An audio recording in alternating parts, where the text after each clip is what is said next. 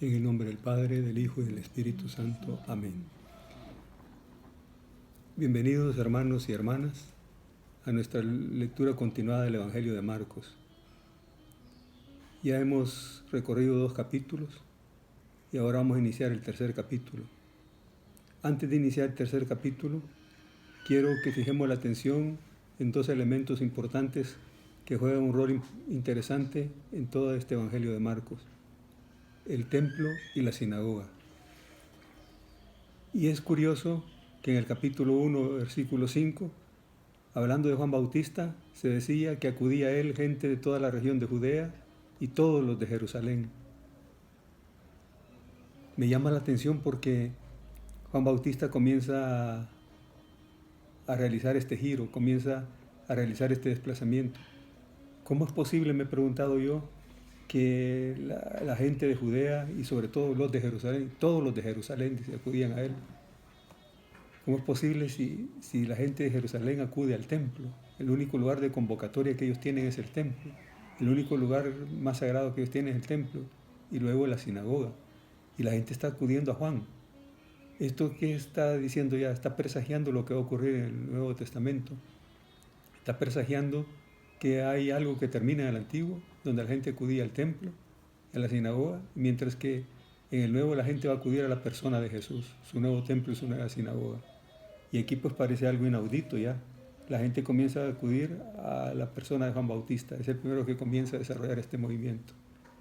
Y precisamente en este movimiento que comienza con Juan Bautista, se acredita a Jesús como el nuevo Dios, con una nueva morada, en quien el Padre tiene sus complacencias. En el capítulo 1, versículo 11 veíamos: tú eres mi Hijo amado, en ti me complazco.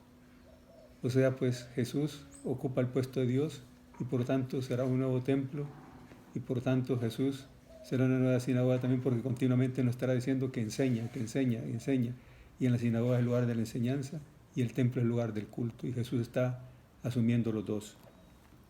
Y veíamos que precisamente algo que ocurre en la sinagoga de Cafarnaúm con Jesús, el primer momento que tiene de contacto con la sinagoga, se le presenta a Jesús un endemoniado dentro de la sinagoga. Un endemoniado que le grita: ¿qué tenemos nosotros contigo, Jesús de Nazaret? Has venido a destruirnos, sé quién eres tú, el Santo de Dios. Este es el grito de la sinagoga. ¿Qué es lo que la sinagoga está sintiendo? ¿Qué es lo que la sinagoga está experimentando de frente a la persona de Jesús? Has venido a destruirnos. ¿Qué es lo que el judaísmo está experimentando de frente a Jesús? Has venido a destruirnos. Y es el grito del poder del mal. La sinagoga se defiende. ¿Qué tenemos nosotros contigo, Jesús de Nazaret? ¿Has venido a destruirnos? La sinagoga se siente amenazada, el templo se siente amenazado por Jesús. Y veíamos que después de eso, Jesús, en el capítulo 1, versículo 39, dice que recorrió toda la Galilea predicando en sus sinagogas y expulsando los demonios. Hace una limpia de todo el territorio. Y va de sinagoga en sinagoga haciendo la obra esta de sacar todos los demonios que están en la sinagoga. Esto es curioso porque como es un lugar tan santo, dice uno, y que esté lleno de tanto poder del mal. No nos extrañemos, porque sí puede ocurrir también en nuestra iglesia. Nuestra iglesia muchas veces está llena también de tanto espíritu del mal.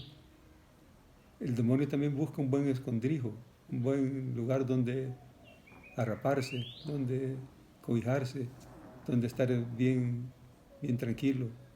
Y puede ser también en nuestra iglesia. Es curioso cómo la sinagoga estaba llena del espíritu del mal, es increíble. Y luego, después de que Jesús va por sinagoga a sinagoga expulsando los demonios, se quedaban en las afueras, en lugares solitarios, y acudían a él de todas partes. Está claro que el nuevo lugar de convocatoria es Jesús. Ya no es el templo, está acudiendo gente de todas partes. Y comienzan a suscitarse temas polémicos en torno al templo, en torno a la sinagoga. Y uno de los temas polémicos es el ayuno. Uno de los temas polémicos es el sábado, que veíamos anteriormente, que lo comentamos. Las espigas arrancadas en sábado, la discusión sobre el ayuno, que tiene que ver con el templo, el sábado, el día sagrado, el día más santo, el día por excelencia, dedicado a Dios. El sábado es algo intocable.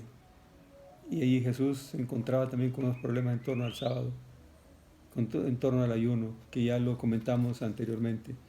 Pero al mismo tiempo vamos a ver cómo más adelante también la gran muchedumbre le sigue a Jesús. Jesús sigue aglutinando a la gente. También de Judea, dice, de Jerusalén, de Idumea, del otro lado del Jordán y de los alrededores de Tiro, Sidón, una gran muchedumbre al oír lo que hacía acudió a él.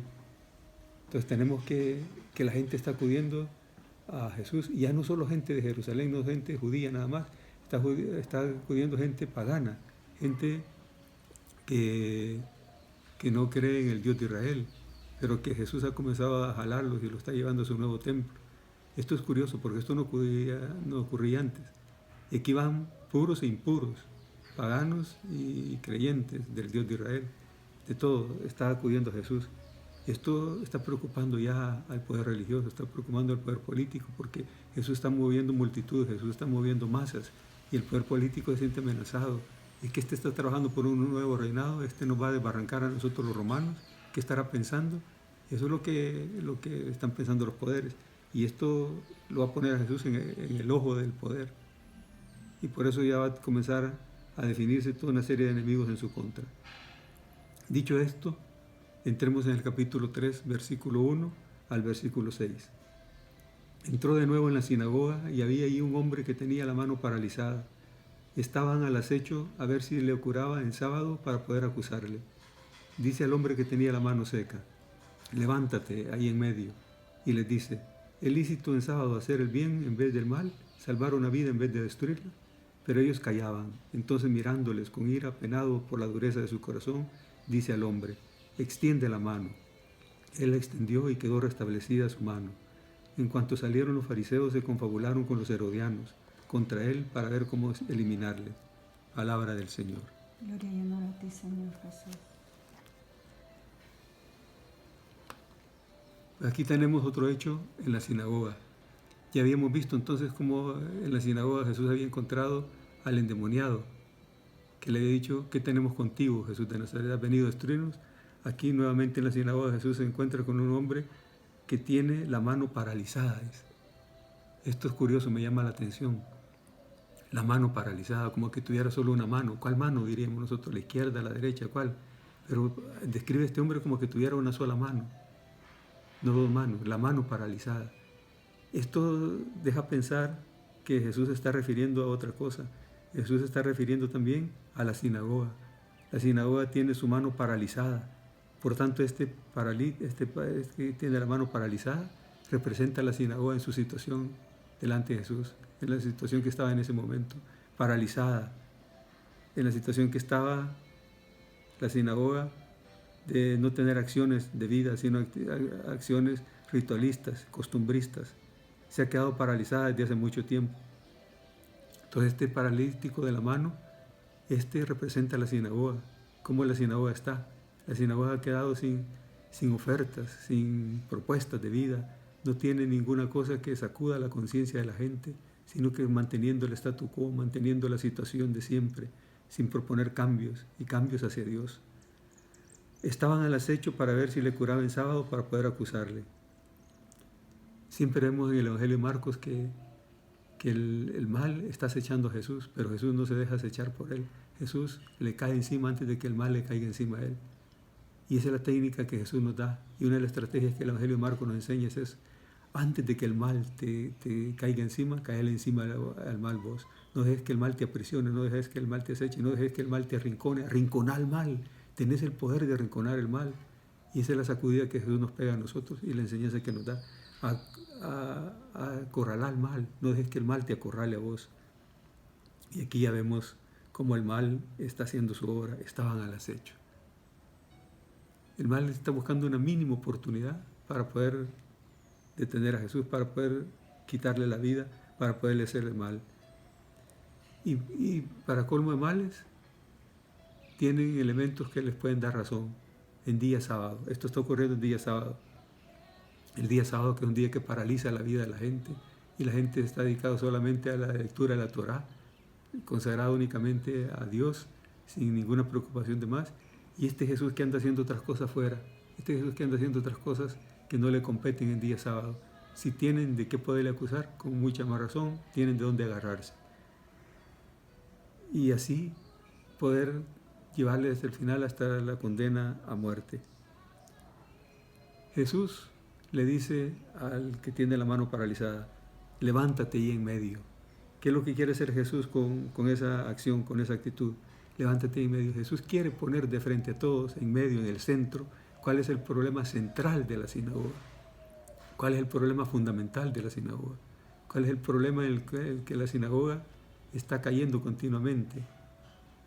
Y Jesús se dispone a expulsar el mal principal que tiene la sinagoga. ¿Y cuál es el mal principal de la sinagoga? Es un obstáculo para la acción salvífica de Dios. No es instrumento, no es medio de la acción salvífica de Dios. Al contrario, está obstaculizando la misión salvífica de Dios. Y por eso Jesús pregunta, ¿es lícito en sábado hacer el bien en vez del mal, salvar una vida en vez de destruirla? ¿Qué es más importante para ustedes?, les dice. Es estar repitiendo ritos, fórmulas, estar repitiendo costumbres. ¿Les preocupa más eso que la vida? ¿Les preocupa eso más que la felicidad de la gente? ¿Qué es lo que les preocupa más? ¿Cuál es el Dios que ustedes adoran? ¿Es un Dios que se complace en ritos y en ceremonias? ¿O un Dios que se complace en que sus hijos tengan vida y en abundancia? Entonces Jesús, a través de esta pregunta que hace, nos ayuda también a nosotros a pensar, nos ayuda a nosotros a preguntarnos siempre en nuestra vida. Siempre tenemos que preguntarnos, antes de hacer cualquier cosa, ¿esto que voy a hacer, esto que estoy pensando, favorece la vida? ¿Esto que voy a hacer favorece la vida de mi familia, la vida de mi comunidad, la vida de mi país? ¿Favorece la vida? Esa es la pregunta que tenemos que hacernos, siempre de frente a cualquier acción a tomar, cualquier decisión. Pero ellos callaban. ¿Por qué callan? Porque muchas veces el culto a Dios silencia la vida, a la justicia, a la verdad. El culto a Dios muchas veces tapa y no permite que se vea más allá. Lleva a una situación de comodidad. Muchas veces el culto es complicidad con el mal, porque el culto, en lugar de despertar la conciencia, adormece más la conciencia muchas veces. Y en ese sentido podríamos decir cuántos silencios de complicidad existen, cuánta ortodoxia que nos preocupa y qué poca ortopraxis. Por eso Jesús tiene una actitud tremenda como pocas veces, mirándolos con ira, apenado por la dureza de su corazón, mirándolos con ira. Aquí Jesús pone en práctica una de las grandes virtudes que yo admiro siempre, la santa indignación, le llamo yo. Jesús se siente indignado y esa es santa, es virtud. Cuando nos indignamos, no es tener cólera, no es tener odio, no, indignarse es que me remuerda la conciencia, que me sacuda mi conciencia, que me lleve a hacer algo. Esa es la santa indignación y eso es lo que Jesús está poniendo aquí en práctica, la santa indignación. Apenado por la dureza de su corazón, Jesús se siente indignado. De frente a esos silencios se enciende la ira de Jesús. Cuando tenemos que hablar, cuando tenemos que actuar y no somos cómplices, y mientras a veces nos quedamos callados, ahí Jesús se siente indignado. ¿Qué diría Jesús a nuestra iglesia? Muchas veces Jesús se siente indignado con nuestra iglesia también, porque su iglesia no hace lo que tenemos que hacer, porque su iglesia no estamos a la altura del Maestro, no estamos a la altura de la misión que nos ha encomendado. La cerrazón al bien y a la vida indigna a Jesús. Jesús tiene ganas de sacudirnos cuando nos ve así, que no reaccionamos de frente al mal, que no reaccionamos de frente a la mentira, al engaño, a la opresión. Y le dice al hombre, extiende la mano. Jesús no quiere más parálisis de frente al bien y a la vida. Se debe actuar, se debe accionar. Jesús no le complace una iglesia paralizada. Esa es una iglesia de adorno. Él la extendió y quedó restablecida su mano. El hombre y la mujer están llamados a dar culto a Dios y el culto verdadero a Dios es acción. El culto verdadero a Dios es un culto por la vida, un culto por la humanidad, un culto por recuperar la conciencia y la dignidad del hombre. Dios quiere que su pueblo colabore con la salvación. Dios quiere que su pueblo esté comprometido con la causa de Jesús. Yo he venido para que tengan vida y en abundancia. Y esa es la causa de la iglesia. La iglesia ha venido para que tengan vida y en abundancia. Entonces tenemos que preguntarnos nosotros a través de nuestro culto, a través de nuestras propuestas, a través de lo que estamos haciendo, estamos llevando vida en abundancia. Yo estoy llevando vida en abundancia, soy canal de vida, o soy un chorrito que apenas goteo. ¿Qué soy yo? ¿Un canal que lleva vida en abundancia, arroyos de agua, o simplemente goteo? Los fariseos se confabularon con los herodianos contra él para ver cómo eliminarle. Aquí tenemos el poder del mal, cómo actúa. El mal tiene adeptos, el mal tiene socios, el mal tiene gente que está dispuesta ya a hacer algo. Mientras nosotros, la gente que estamos por proyectos de bien, nos llevamos siglos en estar pensando para hacer una cosa. Y cuando lo hacemos ya ha pasado, ya es anacrónico, ya no responde, ya pasó la verdadera necesidad. Los malos se unen. Y aquí tenemos un ejemplo. Los fariseos se unieron con los herodianos. Los fariseos, ya he explicado en otra ocasión quiénes son. Los herodianos, ¿quiénes eran? Los herodianos eran un partido político de los judíos, partido que tenía como jefe Herodes. Y Herodes era un tipo tremendo. Herodes fue un tipo... Está Herodes padre y Herodes hijo. Herodes padre era el que persiguió a Jesús. Herodes cuando el nacimiento de Jesús. Y Herodes padre fue el que construyó el templo también de Jerusalén. Fue un genio, un constructor, un gran arquitecto, pero un hombre de una ética y una moral malísima, un complaciente del poder romano hasta las últimas consecuencias. Eso no quita que tenía sus méritos. Entonces los fariseos se unen con los herodianos. Jamás se habían unido fariseos y herodianos. Los fariseos odiaban a los herodianos porque eran políticos. Y los fariseos eran los que representaban la fe más pura del pueblo de Israel. Entonces, ¿cómo se unen aquí estos tipos? No se llevan bien, pero la causa de ir contra Jesús los une. Ambos se sentían amenazados por la obra y la persona de Jesús. De ahora en adelante su consigna será eliminar a Jesús. Esto es lo que el mal tiene como consigna, eliminar a Jesús. Eliminar la vida de la iglesia, eliminar la acción de la iglesia, eliminar la vida de nosotros los cristianos en nuestro testimonio, callarnos, silenciarnos, dejarnos tranquilos con la boca cerrada. Eso es lo que el poder del mal hace y muchas veces parece que ha logrado bastante el mal. Nosotros en los últimos años hemos sido una iglesia bien silenciosa, una iglesia casi con bozal, una iglesia casi que no tiene nada que decir, muy poco que decir, muy poco que aportar. Esto es el poder del mal que nos ha arrinconado de esta manera. Para concluir, yo, hermanos, los invito a que nos preguntemos cada uno de nosotros, ¿cómo estoy yo? ¿Estoy con mi mano paralizada? ¿Desde cuándo tengo mi mano paralizada?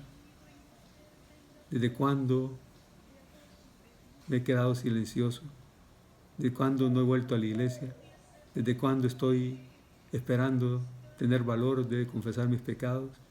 ¿Desde cuándo estoy esperando que tal vez algún día regreso con un compromiso? Y es tiempo. Levanta esa mano, extiende esa mano, nos diría Jesús. Extiende esa mano. Es tiempo que extendamos la mano. No es tiempo para que sigamos propiciando más parálisis. Es tiempo de dejar todas las parálisis que nos han mantenido callados, con bozal, todos estos últimos años de nuestra vida. Hermanos, que Jesús, que es nuestro templo y nuestra sinagoga, nos enseñe a rendir el verdadero culto al Dios vivo y a ir a la verdadera enseñanza, que es enseñanza de vida, enseñanza de salvación. Que el Señor les dé la paz.